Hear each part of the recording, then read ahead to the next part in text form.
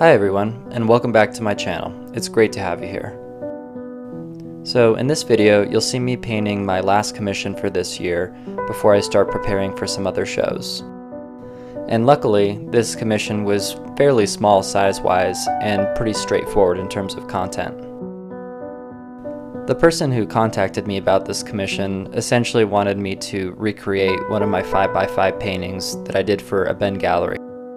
But instead of painting the buck in the foreground, she wanted a few bunnies, just like she has in the backyard of her home. So I ended up approaching this piece very similarly to how I approached the first one, because I liked how that piece went and I wanted the two to look similar. So to quickly summarize the process for this one, I first started with the sky in the background, approaching it like a pretty simple gradient. And then I roughly painted in the trees in the foreground, before then going into the branches and smaller details.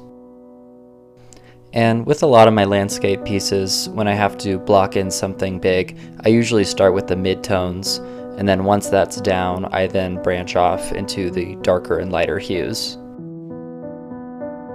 So as you can see right now, I'm starting to branch into the lighter highlights in these trees, giving them a little bit more dimension, but not quite yet going into the brightest values and saving those for last.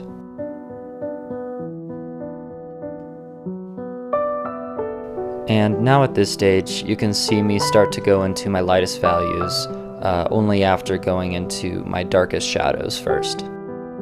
And also at this point, I was laying down the thickest amount of paint just to get some texture and show how thick the snow is. And the last component of this piece were the very small bunnies that are playing in the snow in the foreground.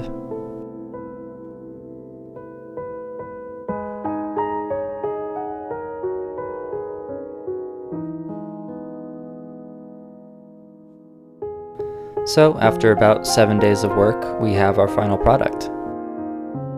And if I were to give any advice to anyone who is doing commissioned artwork, it would be that communication is your biggest asset. It's so important to ask a lot of questions of your client so that you know exactly what they're looking for in their final product. And this communication should also continue during your process as well.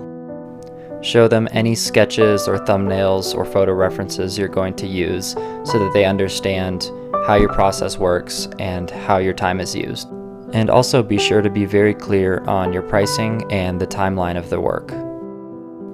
In the end, it's going to be a lot better if you go overboard on communication, even if it's not your style. So that's about it for this video. I really hope you enjoyed watching my process. This was a really fun piece to make. And I also hope you learned a little bit about how I conduct my commissions so that maybe it can help you in your process as well. So that's about it for this video. But as always, if you want to view more of my work, you can visit my website, which is austinhowlett.com. Thank you for watching, and I'll see you next time.